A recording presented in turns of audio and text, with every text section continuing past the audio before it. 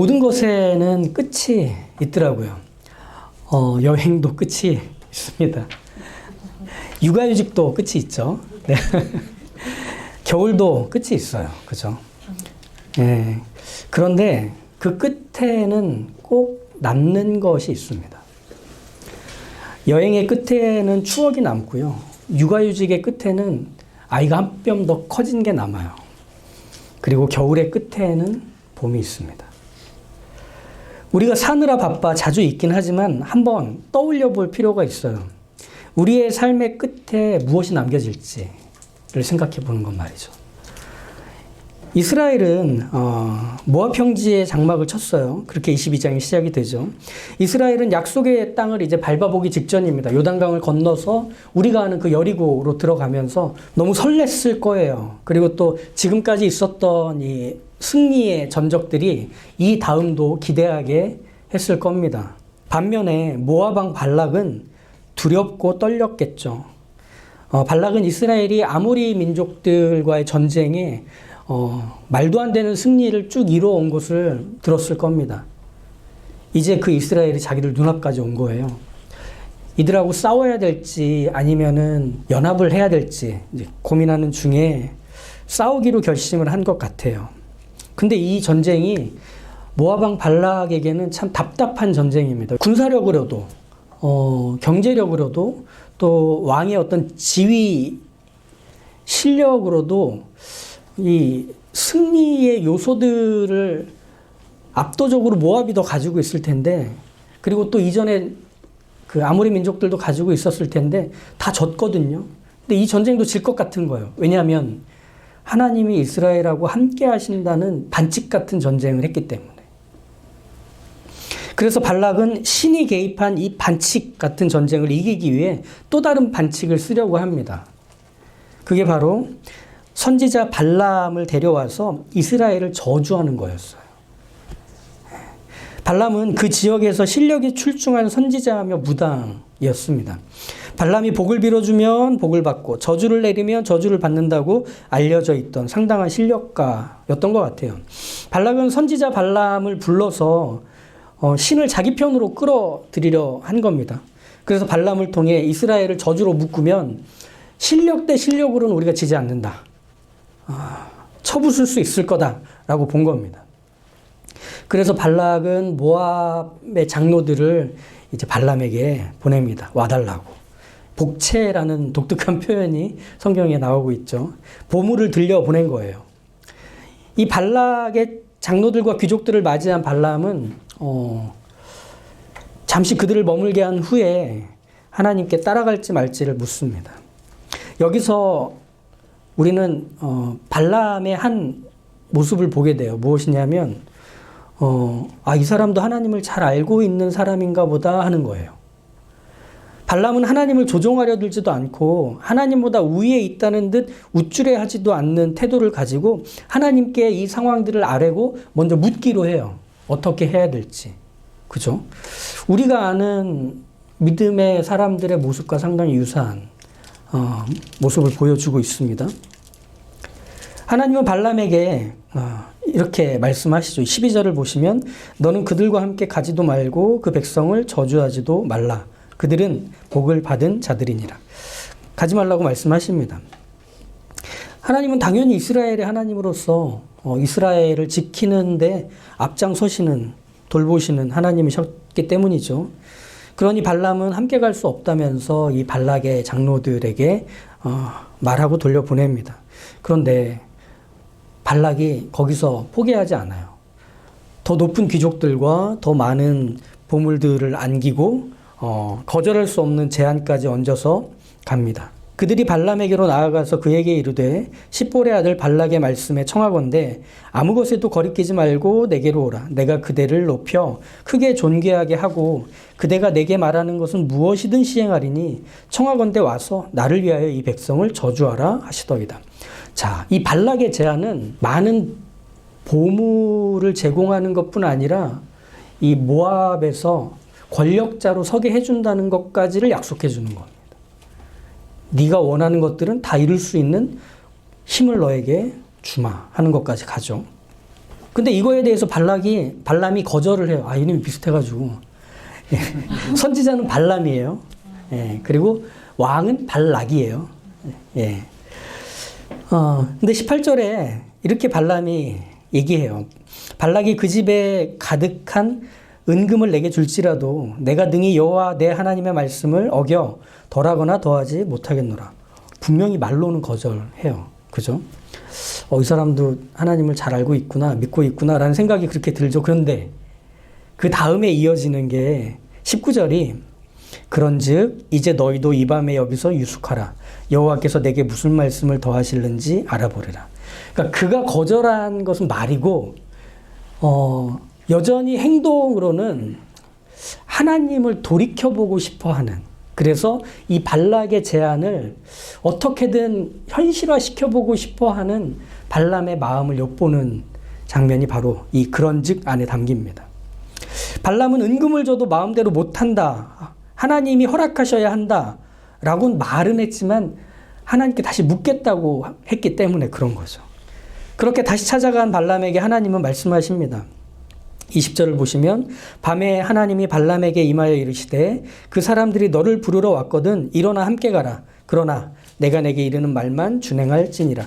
하나님은 발람이 갖고 있는 의도를 간파하시고 허용하십니다. 그래, 하고 싶은 대로 해. 하지만 한 가지만은 분명하게 못 박으십니다. 이 사건에서 최종적으로 이스라엘만은 내가 남겨놓을 거다. 그게 바로 내가 너에게 이르는 말만 따를지어다 라고 하는 내용 안에 담기는 것이죠. 즉 발락은 저주를 남기려 했지만 하나님은 이스라엘을 지키려고 하고 계시는 중입니다. 그게 이제 이 사건에서 쭉 이어질 겁니다. 여기서 발람의 어떤 모습을 우리는 좀 봐야 하는데요. 발람이라는 인물을 좀 더 생각해 보면 민수기 22장부터 발람의 이야기가 쭉 상당한 내용으로 나오는데 이 사람은 상당히 특이한 사람입니다. 왜냐하면 이스라엘 사람이 아닌데도 하나님을 알고 있어요. 심지어 하나님의 말씀을 듣는 사람이기도 해요.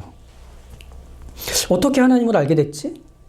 어떻게 하나님의 말씀을 듣게 되었지?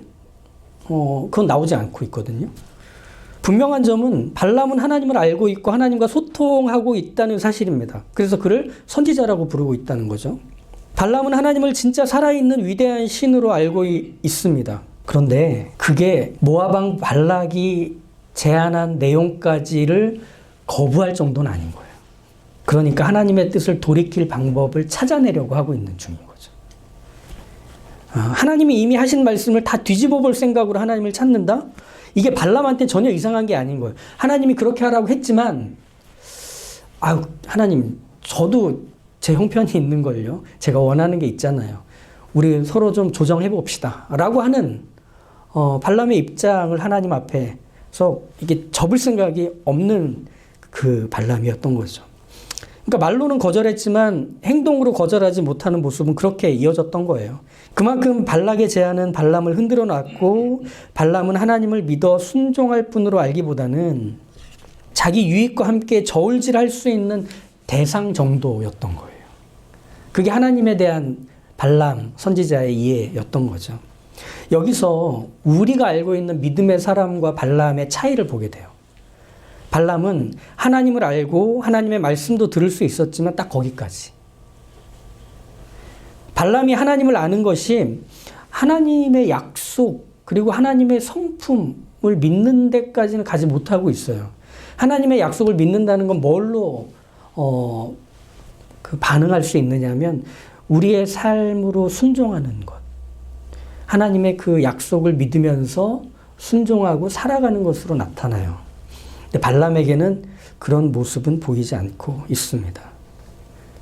자기 삶에서 가장 중요한 것과 하나님을 저울질하는 정도뿐입니다. 신학생 때 무당 인터뷰를 해오라는 과제가 있었어요.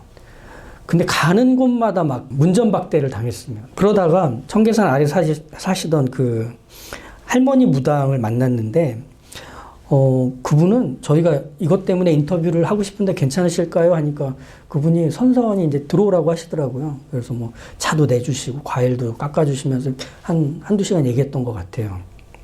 그분은 하나님과 예수님에 대해서 상당히 깍듯한 분이었습니다. 존중해 주시던 분이었어요.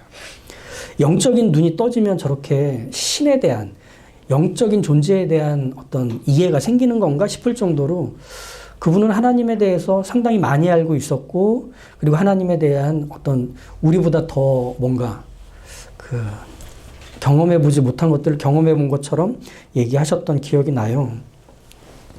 하지만 그 할머니 무당이 하나님께 예의를 갖추고 존중했다고 해서 그가 하나님을 믿은 건 아니에요. 발람에게도 그런 거예요. 하나님은 그에게 있어서 가장 강하고 위대한 신, 거기까지. 아마도 가나안 지역에 하나님에 관한 소문으로 가득 차게 될 때 하나님 전문가로 발람은 유명세를 떨쳤을지 몰라요. 왜냐하면 하나님하고 대화하던 사이니까. 그렇지만 그 하나님을 아는 것을 이용해서 혜택을 보는 게 자기한테 유익인 거지, 하나님과 어떤 관계를 맺는다, 그리고 하나님의 약속과 뜻을 따라서 사는 것이 그에게 어떤 기쁨과 우선순위가 된다? 아니요, 그런 건 발람에게는 없는 거예요. 즉 발람이 이 모압왕 발락의 제안을 받을 때 이미 마음속에는 하나님에 대한 어떤 불편함보다는 그 보물과 명예에 대한 기대와 바람으로 마음이 가득 차 있었을 뿐인 거죠. 그러니 그 어느 한 구석에도 하나님의 말씀과 뜻이 담길 공간은 없어 보여요. 적어도 이 장면에서 발람의 마음은 이미 명예와 보물로 가득 차 있는 상태였을 뿐입니다. 그러니 기다리라고, 내가 어떻게든 하나님을 좀 바꿔보겠다고 얘기할 수 있었던 거겠죠. 즉 발람은 발락의 제안과, 다시 말하면 자신의 욕망과 하나님이 자기 안에서 충돌하지 않아요. 불편하지 않아요. 하나님을 생각도 하지 않고 있기 때문에. 이처럼 하나님을 알고 하나님의 말씀을 듣는 것이 곧 하나님을 믿는 건 아니에요. 그렇다면 하나님을 믿는다는 것, 이건 우리한테선 무엇으로 확인할 수 있을까? 하나님을 믿는다는 것은 이런 거예요. 내 삶에서 누군가를 최종적으로 남겨두느냐, 그게 하나님이 될 때 하나님을 믿는 게 돼요. 내 삶에서 누구를 최종적으로 남겨두느냐, 그게 하나님일 때 우리는 하나님을 믿는다라고 할 수 있는 거예요. 발람은 하나님을 알았지만 자신의 삶에서 하나님을 최종적으로 남겨두지 않았잖아요. 그는 자신을 위한 명예와 부를 자기 삶에 최종적으로 남겨두려고 애쓰고 있는 중입니다. 이것이 아는 것과 믿는 것의 차이입니다. 믿음은 단지 어떤 확신이 아니라 내 삶에서 하나님을 최종적으로 남겨두는 실천적인 우선순위와 선택이기 때문에 그래요. 그리고 하나님을 마지막까지 남겨두는 실천적인 선택, 그 우선순위의 뿌리는 무엇이냐? 사랑입니다. 사랑하는 대상이 생기면 그 대상이 나보다 먼저예요. 그 대상이 나보다 더 행복했으면 좋겠고, 그 대상이 나보다 더 잘 됐으면 좋겠고, 그리고 그 대상이 나보다 더 나았으면 좋겠다라고 하는 마음이 내 안에 멈춤없이 계속 이어져요. 그래서 그 대상을 먼저 생각하고 그 대상을 끝까지 생각하게 되는 사랑이죠. 우린 그런 사랑 어디서 경험했을까요? 부모를 통해 경험합니다. 내 입에 넣는 것보다 자식 입에 들어가는 게 더 좋아요. 그렇죠? 아닌 것 같다고 하시면 어떡해요? 내가 춥더라도 벗어서 자식을 따뜻하게 해주면 나도 따뜻해지는 것 같아요. 난 아프더라도 자식은 건강하고 힘차게 훨훨 날았으면 좋겠어요. 그래서 내 삶에서 자식을 최종적으로 남겨두려고. 자기의 삶을 포기하는 것, 그게 부모의 마음이거든요. 자식을 사랑하기 때문에 할 수 있는 거죠. 그래서 내 삶의 열매가 자식이 되길 바라요.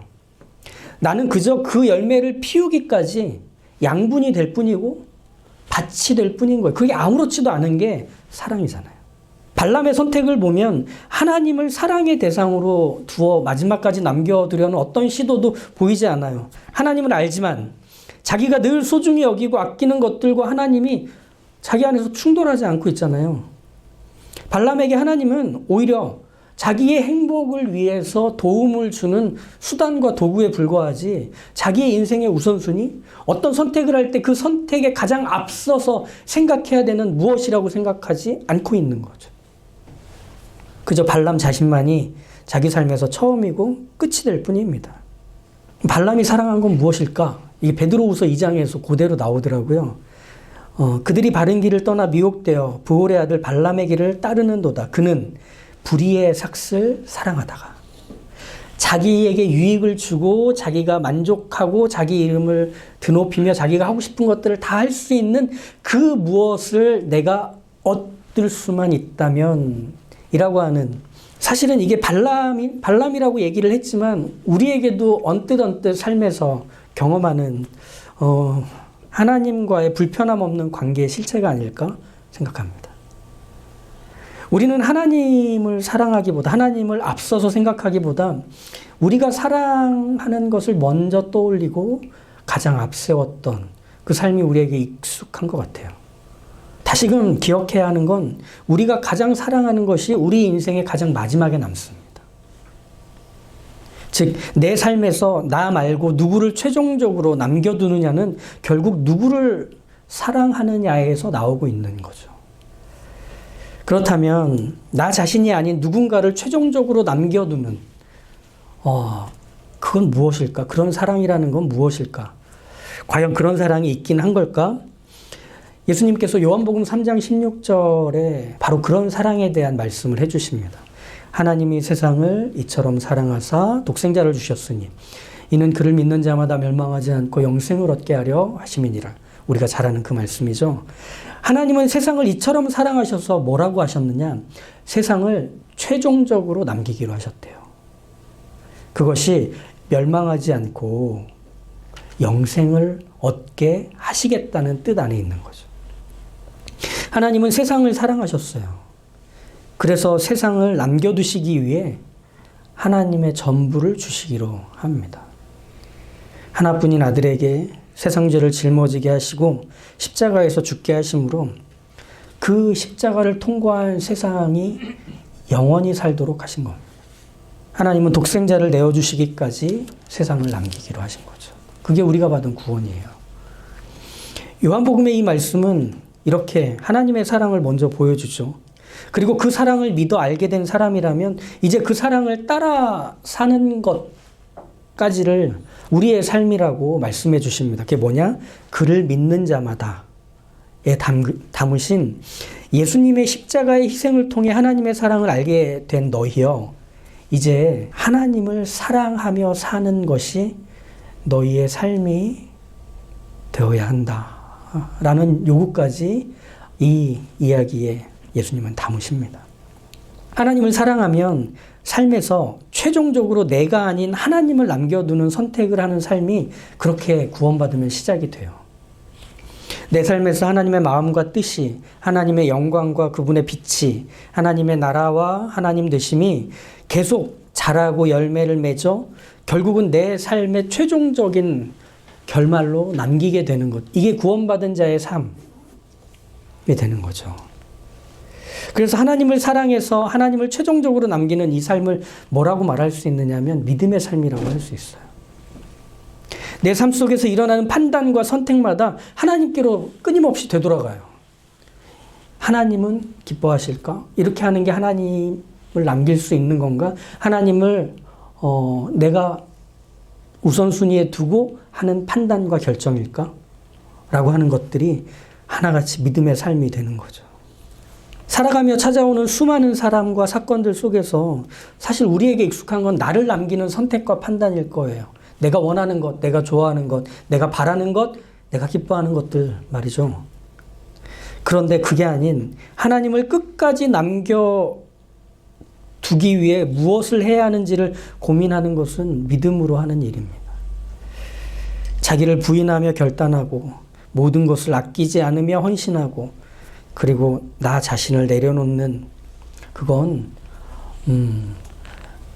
사랑에서 나오는 일이죠. 하나님을 사랑하기 때문에 하는 일이죠. 예수님이 십자가에서 죽으신 순종이 바로 그 하나님 아버지를 향한 사랑에서 했던 일입니다. 하나님의 아들이시고 하나님이신 예수님이 이 죄 많은 세상에 아기로 오셨어요. 아무도 인정해주지 않고 오히려 오해와 누명을 씌우고 무시를 당하는 그 세상의 복판에 머리 둘 곳조차 없으셨던 그 예수님은 그저 주어진 하루와 하루를 담담히 사셨습니다.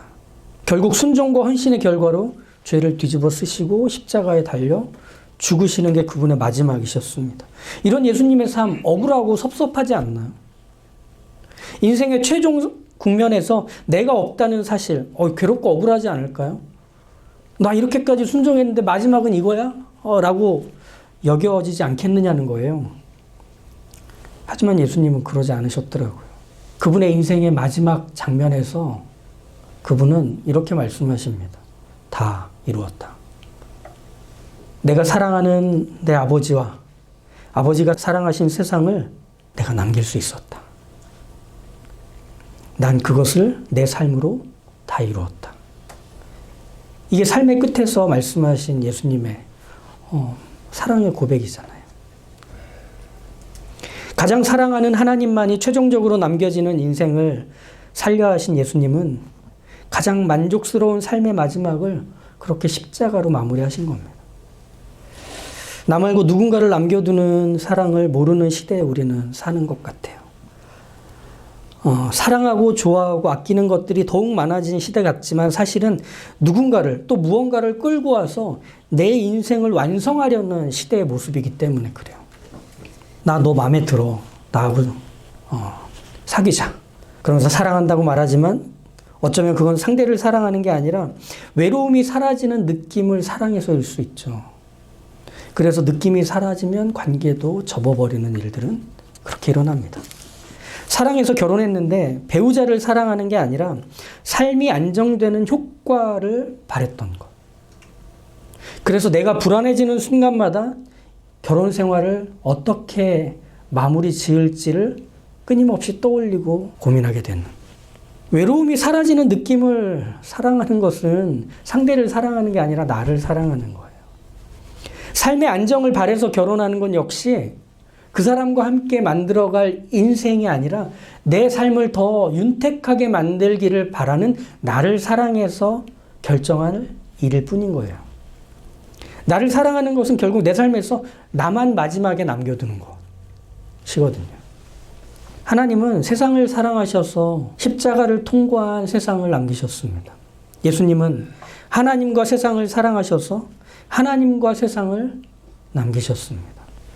그럼 십자가를 통과한 구원을 받은 우리는 뭘 남겨야 할까?